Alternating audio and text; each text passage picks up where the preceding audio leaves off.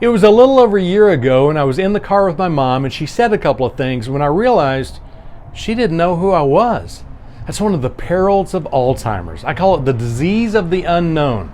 I do know this, how much my mom means to me. She means the world to me. In fact, it's not an exaggeration when I can say I can give her credit for being married.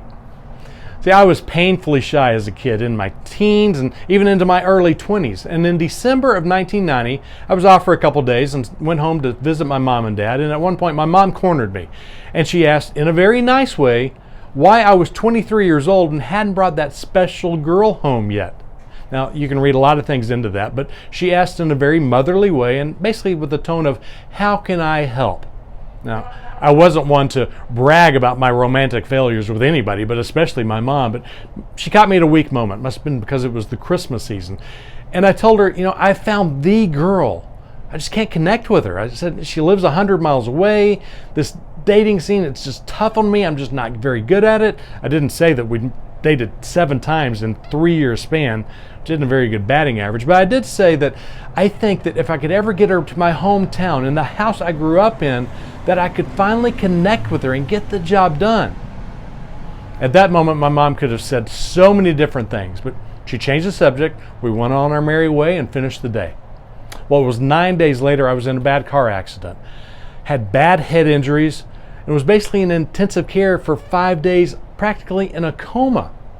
It wasn't a good time. In fact, my mom and dad were told there was a good chance I'd stay like that for the rest of my life. Well, somehow my mom and this young woman connected, and they talked on the phone, and she came to see me the day after Christmas on December the 26th, the 5th day I was in that condition. My mom leads her into intensive care to my bedside. She says, "Mike, there's somebody here to see you."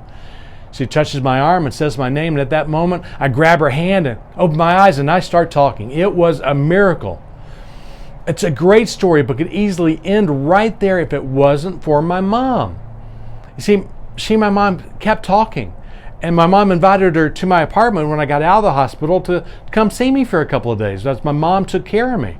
And then a week after that, my mom invited her to come to my hometown to her house because my mom took her up there because she hadn't been home in almost a month. And she comes on January the 14th, my doorbell rings on the house I grew up in. I open the door and there she is. And I proved my mom right. We had a couple of days together. It was great. And 5 months after that, I proposed. We've been married for 30 years, and all because of my mom. It's a great story that I know my mom will never remember because of Alzheimer's, but I will never forget.